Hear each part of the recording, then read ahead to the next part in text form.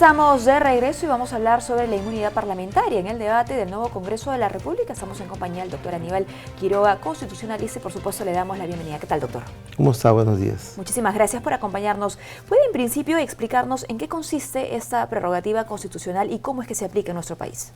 Bueno, los altos dignatarios de la República, entre ellos los congresistas, el presidente, los ministros, los magistrados de la Corte Suprema, tienen una inmunidad jurisdiccional en virtud de la cual no pueden ser procesados directamente si no es con autorización del Congreso. Y una vez que el Congreso lo autoriza, son juzgados directamente por la Corte Suprema, no por un fiscal provincial ni por un juez de primera instancia.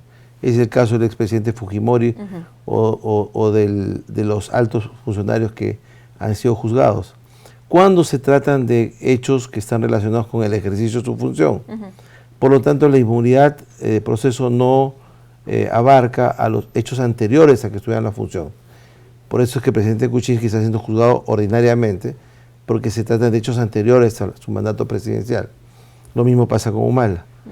Pero en el caso de Kenji Fujimori sí está siendo juzgado por la Corte Suprema porque se le atribuyen inconductas durante su mandato como congresista. Es un privilegio que sea para que el cargo pueda ser ejercido de manera natural, sin las presiones, sin que se utilice el sistema legal para presionar a los políticos o a los funcionarios que tengan que ejercer. En el caso de los congresistas, ellos tienen dos inmunidades. La inmunidad de proceso, que es esta a la que ya me referí, y la inmunidad de arresto, en virtud del cual no pueden ser detenidos, aun si es infragante delito, sin autorización del Congreso.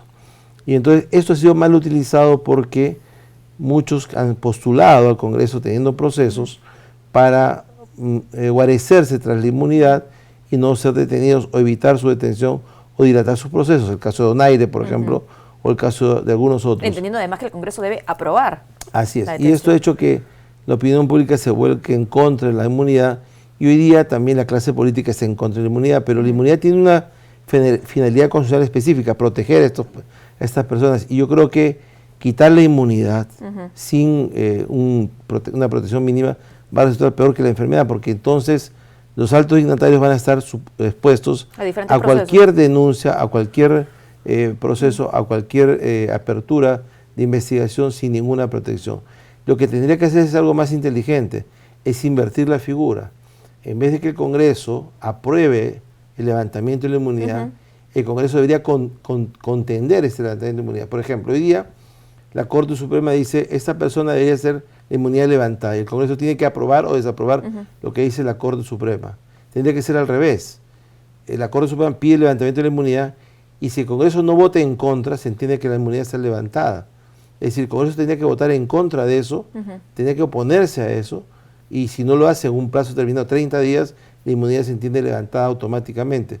Pero no se puede quitar totalmente la inmunidad, porque dentro de un año o dos vamos a estar discutiendo cómo volver a la inmunidad, porque las denuncias van a proliferar. Sin embargo, ese no es el análisis que hace la mayoría de la población y tampoco algunas bancadas. Hay que decir que a fines de noviembre de 2019, Ipsos realizó una encuesta para el comercio que arrojó lo siguiente: 78% de la población cree que la inmunidad parlamentaria debe eliminarse, y repito, a eso respondieron muchísimas organizaciones políticas y candidatos que durante campaña lo que ofrecían era justamente la eliminación de la inmunidad parlamentaria, y por eso decimos qué va a pasar ahora, que ya están, que ya hay varias organizaciones que han superado la valla, ¿no? Lo que pasa es que es un privilegio y a la gente no le gustan los privilegios, pero es un privilegio que tiene una razón de ser y los candidatos dicen lo que la gente quiere escuchar.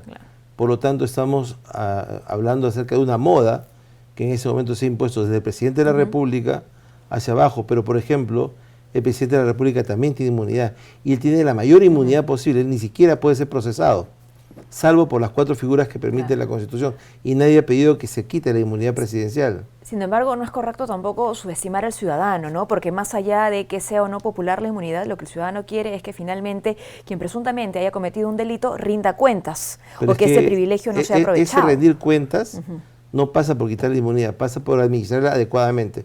La inmunidad es como un opio, ¿no? El opio se utiliza en las operaciones para quitar el dolor a las personas, permitir la cirugía, pero también se utiliza o se mal utiliza para que las personas consuman indebidamente.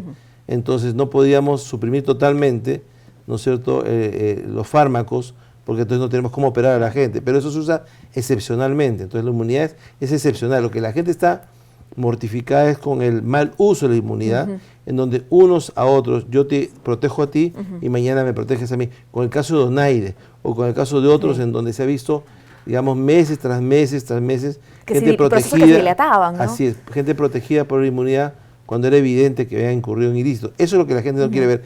Pero si el Congreso actuara rápidamente, o si, por ejemplo, si el pedido de la Corte Suprema se hiciera, y en 15 días la inmunidad está levantada, entonces no habría ningún problema respecto de eso, y solo quedaría vigente para aquellos casos en los cuales realmente se quiere proteger de una persecución política a un funcionario público. Muy bien, en su opinión es entonces la administración de esta prerrogativa la que tendría pues que revisarse. Como toda prerrogativa es excepcional, y como toda prerrogativa tiene que ser administrada adecuadamente, puntualmente, no de manera general, y no como un doy para que me des, ¿no? Como una especie de intercambio de favores. Entonces, eso es lo que hay que hacerlo de la mejor manera. No es la inmunidad lo que ha estado mal, es la administración de la inmunidad en el Congreso lo que ha estado muy mal. Y eso es lo que tiene que cambiar. Ahora, ¿quiénes están a favor de eliminar esta protección congresal? El Partido Morado, Podemos, Somos Perú, el Frente Popular Agrícola, bueno, el FREPAP, ¿no? Unión por el Perú, Alianza para el Progreso, eso en este escenario, ¿no? De la eliminación, pero si hablamos de ajustes y modificaciones, tenemos a Frente Amplio, tenemos Acción Popular y a Fuerza Popular. Este debate tendría que darse de inmediato en el Pleno, porque consideramos que seguramente ya que la inmunidad siga como está en la actualidad no será posible, ¿o sí? Yo creo que en el Pleno, una vez que se instale, va a tener que organizar su trabajo de mejor manera. Y la primera reforma importante que hay que afrontar es la reforma política, y la segunda, la reforma electoral de cara al 2021. Y dentro de eso, el tema de la inmunidad, pero sosegadamente, tranquilamente, ya pasar a las elecciones viendo los pros y los contras. Como le digo, es una institución muy útil, excepcional, puntualmente, para evitar la persecución política absurda, pero no para blindar a aquellos que son manifiestamente delincuentes. Esos tendrían que estar pagando sus culpas o siendo procesados de manera natural en 24 horas. Lo que a la gente le molesta no es la inmunidad por la inmunidad, sino es la administración de la inmunidad como un escudo para proteger a los corruptos. Y eso es lo que hay que evitar que el Congreso administre. No es la institución lo que está mal, el manejo al interior del Congreso es lo que ha estado pésimo. Muy bien, bueno, muchísimas gracias, señor Quiroga, por habernos acompañado, por esta reflexión que esperemos sea parte también del debate necesario, tiene que ser parte del debate, los pros, los contras y, como ha dicho nuestro invitado, el cómo utilizamos la prerrogativa, más no la prerrogativa en sí misma. Y sobre todo no hay que olvidar un adagio popular, el remedio no puede terminar siendo peor que la enfermedad, ¿no? Muy bien, muchísimas gracias. Encantado. Por habernos acompañado. Hemos conversado con el doctor Aníbal Quiroga,